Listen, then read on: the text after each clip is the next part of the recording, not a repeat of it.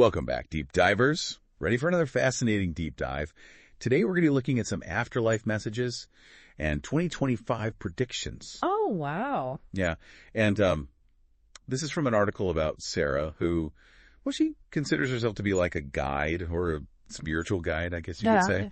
And she talks about this new wave of souls that are going to be waking up in 2025. Interesting. And she said that it's going to be even bigger than the whole, 2020. The Great Awakening. The Great Awakening, yeah. Yeah, a lot of people talking about that back then. Yeah, so this is even going to be even bigger than that. Wow, okay. I'm intrigued. What does she think is going to kind of spark this? Well, she doesn't really say, but I think, she kind of hints at it. It's just this kind of natural evolution of consciousness that's happening. Okay, so it's not like a specific event that triggers it. It's just this kind of ongoing process. Right, yeah. And she also mentions that timelines are collapsing and everything feels like it's speeding up. I've definitely felt that. Have you? Yeah, like the pace of life just seems to be getting faster and faster. Yeah. And more people are stepping into their life's purpose more rapidly, too. That's really interesting. And it kind of makes sense if timelines are collapsing, right? Like all these different possibilities are kind of converging. Yeah. It's a very kind of quantum physics way of looking at things almost. It is, yeah. It's like all those parallel universes are kind of merging together, and we're feeling the effects of that. And this is where things get a little bit interesting and maybe a little controversial. Sarah shares her perspective on the political landscape, and I want to emphasize here, before we get too far into this, that we're just exploring these ideas. We're not endorsing any particular viewpoint. We're just kind of putting it out there, what's being said. Right. It's all about exploring different perspectives and how people are making sense of the world. Right. And so Sarah believes that the recent election of let's just call him Mr. B, wasn't inherently good or bad, but it represents an energetic path we as a collective have chosen. Huh. And she sees it as a reflection of our collective shadows, those parts of ourselves or society that we tend to repress or ignore. That's a really interesting way to look at it. And I think it kind of makes sense, right? Like often we project those things that we don't want to face onto others. Yeah. And so maybe political figures can act as those mirrors, reflecting back some of the things that we need to work on. Yeah. It's like she's saying that it's not necessarily about whether he's a good or bad person, but more about what his election says about us as a collective. Right. Right, exactly. It's about looking at it through that bigger lens. Right. And maybe even asking ourselves, what role do we play in all of this? Yeah. Now, moving on to something a bit more futuristic artificial intelligence. Okay. Sarah believes that AI itself is neither inherently good nor bad, but it's a tool, and its impact depends on the energy and intentions we bring to it. That's a really important point. Yeah, it's like any tool, right? Yeah. It can be used to build something beautiful, or it can be used to cause harm. It really depends on the person who's wielding it. It is, and I think that's something that's so easy to forget with AI because it feels so powerful and so other. But ultimately, it is a tool created by humans. Right, and so it's reflecting back at us our own, potential and our own shadows as well. Exactly. So then it becomes a question of, well, what do we want to create with it? What kind of future do we want to build with this technology? Yeah.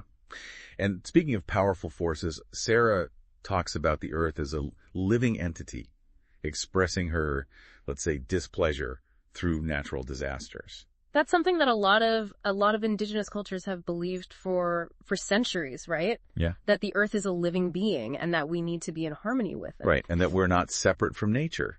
That we are a part of it and it's a part of us. And so what happens to the Earth is also happening to us. It's a very holistic perspective, isn't it? Yeah. And it really challenges us to rethink our relationship with the planet. Yeah. And I think with all of the climate change issues that are happening, it's becoming more and more apparent that we need to start paying attention to this. I agree. I think it's something that we can't ignore anymore. Yeah. And this leads us to Sarah's central message, especially as we move into 2025, reclaiming our sovereignty. Ooh, interesting. Yeah, she emphasizes the importance of taking back control of our lives and recognizing the power we each have to shape our reality. So it's about personal empowerment. Exactly. It's about recognizing that we're not just victims of circumstance, We have the power to choose our thoughts, our beliefs, and our actions, and ultimately to create the reality we desire. That's a very powerful message, and it's something that I think a lot of people are yearning for, that sense of agency, that sense of control in a world that often feels so chaotic and unpredictable. Yeah. She even uses this really cool phrase, rewriting the sovereignty script. Oh, I like that. Yeah, it's like we've all been handed this outdated script, this script that tells us how to live, what to believe, how to act, but now it's time to toss that script out the window and create our own. It's about breaking free from those old paradigms and those limiting beliefs. Yeah, and stepping into, a new way of being. Yeah, and creating a reality that's more aligned with our true selves. Exactly. Now, before we move on to the next part of our deep dive, there's one more concept we need to unpack, and that is this idea that we're all grid workers. Grid workers. I haven't heard that term before. Yeah, it's the idea that our individual energy can influence the collective consciousness, essentially, that we're all interconnected, and our thoughts, emotions, and actions can actually impact the world around us. So it's like we're all part of this giant energy grid, and we're all contributing to it. Yeah. And our individual energy can either raise or lower the vibration of the whole. Exactly. And this is something that we'll delve into a bit more in the next part of our deep dive. But for now, just going to sit with that idea. If our energy truly can influence the world, what kind of reality are you contributing to? What kind of energy are you putting out into the world? Yeah, what thoughts are you feeding? What actions are you taking? I think that's a really powerful question to reflect on. Yeah. We'll be right back after a short break to continue our exploration of these fascinating ideas. It's fascinating how Sarah connects these personal awakenings to larger societal shifts. Yes. She talks about how outdated systems are kind of starting to crumble, like traditional work structures or economic models that no longer seem to be working. It's almost like she's suggesting that these awakenings are actually a catalyst for a complete overhaul of how we live and operate. Right, like they're not just happening in isolation. Exactly. It's like they're part of this bigger shift. Yeah, and she even uses this analogy of a crumbling building. Oh, wow. You know how if it all just fell apart at once, it would be total chaos. Right. So it's happening gradually, bit by bit, as more people wake up to what's no longer working. I like that analogy. Yeah. It makes it feel less like a sudden catastrophic change and more like a gradual evolution. Yeah, and this ties into her point about the increasing exposure of shadows, both on a personal and collective level. Oh, interesting. So not just those individual shadows we talked about earlier. Right. It's like as we become more aware, we can no longer ignore those things we've been pushing down, whether it's within ourselves or in the world around us. It's like suddenly you're seeing things you never noticed before, both the good and the bad. Yeah, like shining a light into those dark corners. Exactly. And sometimes what we see isn't pretty. Right. And she even mentions Mr. B as an example of these shadows being exposed. Oh, yeah. Forcing us to confront those aspects of our society that we might have preferred to keep hidden. Like holding up a mirror to our collective shadow self. Exactly. And it's challenging, isn't it? It is, yeah. To see those we might disagree with or even fear as reflections of something within ourselves or our society. But it takes the focus off blame and judgment and invites us to ask, what can I learn from this? Right. What needs to be healed? It's a different way of looking at things. It is. For sure. And this whole idea of shadow work seems to tie into her perspective on natural disasters as well. Oh, yeah? How so? Well, she describes Mother Earth as a living being expressing her frustration through these events. Like those pent-up emotions we all experience sometimes. Right. Have you ever felt that way? Oh, absolutely. Like you just need to shake things up to release pent-up energy. Yeah. Maybe that's what Mother Earth is doing. It's a powerful metaphor. It is. And it really resonates with that growing sense of interconnectedness we talked about earlier. Exactly. We're not separate from nature. Right. Our actions, both individually and collectively, impact the planet. And so if we see ourselves as part of this interconnected web, then it makes sense that our collective energy, both positive and negative, would have an impact on the planet's well-being. It's a sobering thought. It is. But also a reminder of the power we have to create positive change. Oh, absolutely. If our negativity can contribute to these events, then our positive energy can also help to heal and restore balance. It's like we each have a responsibility to be mindful of the energy we're putting out into the world. Yeah, that's a good way to put it. And it's not just about external actions like, reducing our environmental impact. Right. It's also about that inner work. Yeah. Healing our own shadows, cultivating love and compassion, raising our vibration. Real change starts within. It's like tending to our own inner garden. Exactly. Before it can blossom outward. Now, Sarah also talks about this rapid acceleration of time. Oh, yeah. And how it's pushing us to step into our purpose more quickly. Like we're all being called to action. Exactly, to finally embrace our missions and contribute our unique gifts to the world.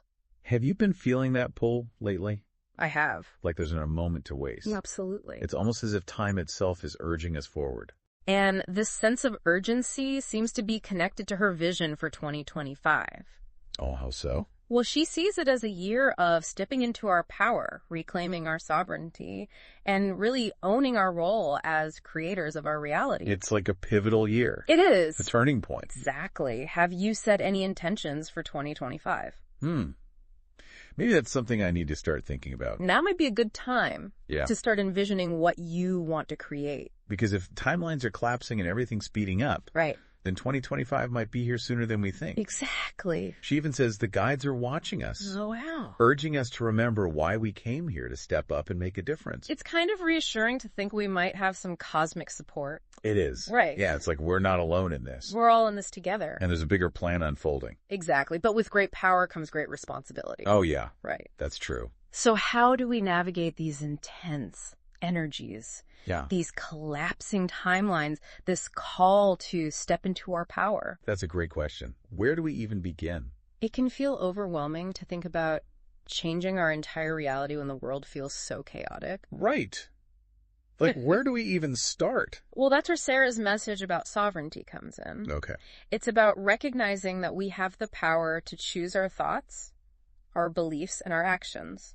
And ultimately to create the reality we desire. So it's about making conscious choices. Exactly, rather than reacting from fear or habit. It's like taking back the reins of our own lives. It's about becoming conscious creators. Right. Not just reacting to the world around us, but actively shaping it with our intentions and actions. But that's a big shift. It is. And it can feel like a lot of pressure. It can, Yeah. but it's also incredibly empowering. Right. To realize that we have that power. So it's not about ignoring the challenges in the world, No. but about choosing how we respond to them. Exactly. Do we react from a place of fear and despair?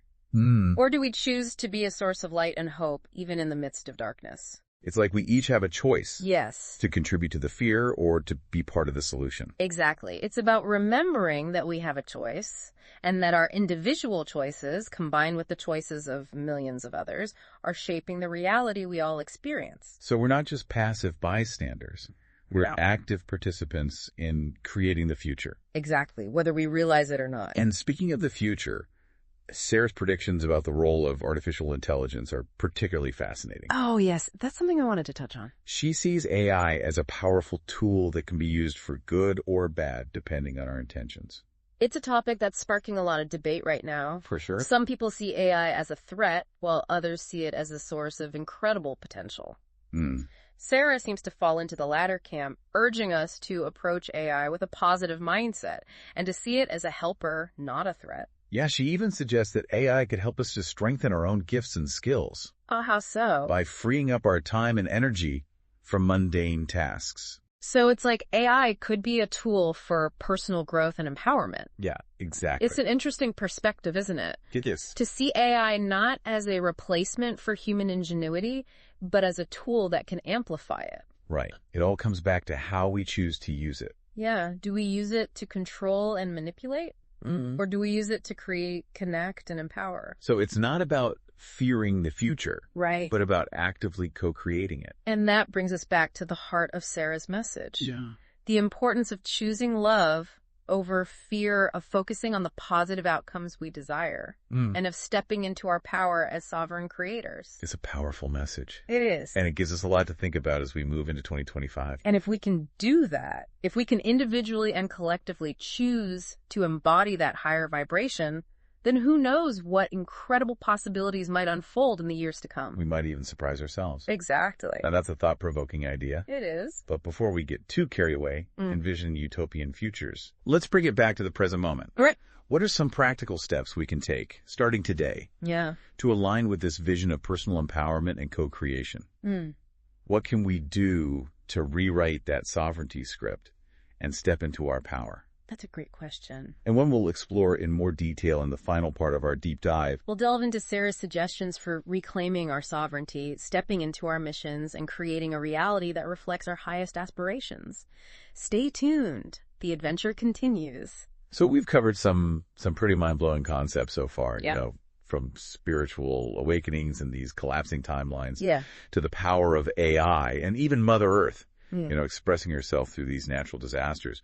But now, let's bring it back down to earth. How do we actually step into this sovereignty that Sarah's talking about? Right, like it can feel kind of overwhelming to think about changing our entire reality, right? Yeah, it is. It's a big concept. It is. Yeah. It is. So thankfully, Sarah doesn't just leave us hanging with these kind of big abstract ideas. She actually offers some pretty concrete advice. Okay. And she talks about the importance of governing our own lives, you know, taking back control from those systems and structures that have been kind of dictating our reality for so long. Think about it, like how much of your life is actually dictated by these external forces, you know, your job, societal expectations, even just like the news cycle. What if you could reclaim that power? Yeah, and that's where that powerful phrase comes in, rewriting the sovereignty script. Like we've all been handed this outdated script that tells us how to live, how to work, what to believe, but now it's time to like toss that script out the window and create our own. Exactly. It's about recognizing that we have the power to choose. We can choose what thoughts we entertain, what beliefs we hold, and what actions we take, and ultimately, those choices determine the reality we experience. It's like we become the authors of our own lives. You literally become the author of your own life. Yeah. So it's about becoming conscious creators. Right. Right? Not just reacting to the world around us, but like actively shaping it with our intentions and our actions. Yeah.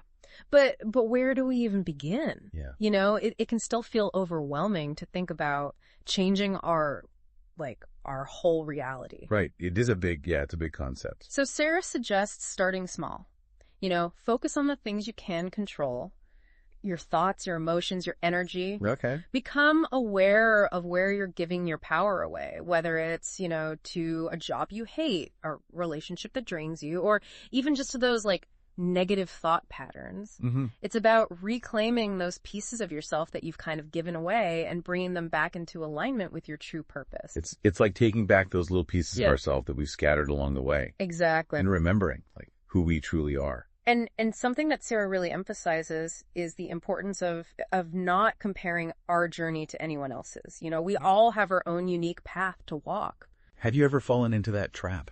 Oh, all the time. The comparison trap. All the time. Yeah. It's so easy to do, especially, you know, with social media and everything. It's like constantly in our faces. But what if we could just like let go of that comparison and just embrace our own unique journey? Right, because there's no right or wrong way to do this. Exactly.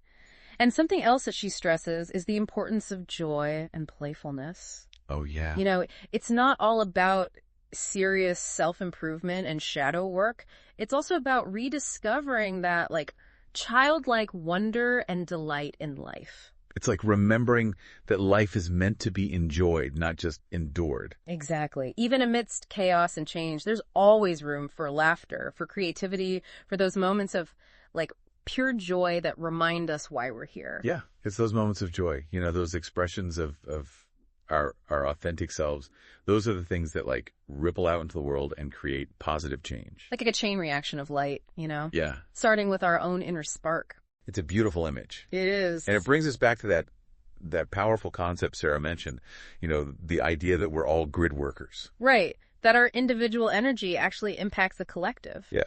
Think about it. Like we're all interconnected, woven together by this invisible web of energy. What you do, what you think, what you feel, it all contributes to that collective energy field. So if our energy truly can influence the world, what kind of reality are you choosing to create? What kind of energy are you putting out into the world? Yeah, what thoughts are you feeding? What actions are you taking? It's a powerful question to ask ourselves. It is. And on that note, I think it's time to wrap up this deep dive. It's been an incredible journey exploring these ideas with you. Yeah, thank you for joining us on this. Absolutely. I hope this deep dive has sparked some new insights and maybe inspired you to step more fully into your own power. A huge thank you to Sarah for sharing her wisdom, and to you, our amazing listeners, for joining us on this journey of exploration. Yes, thank you. If you enjoyed this deep dive, be sure to like, share, subscribe, and click that notification bell so you don't miss out on future episodes. Until next time, keep rewriting that sovereignty script and creating a reality that lights you up.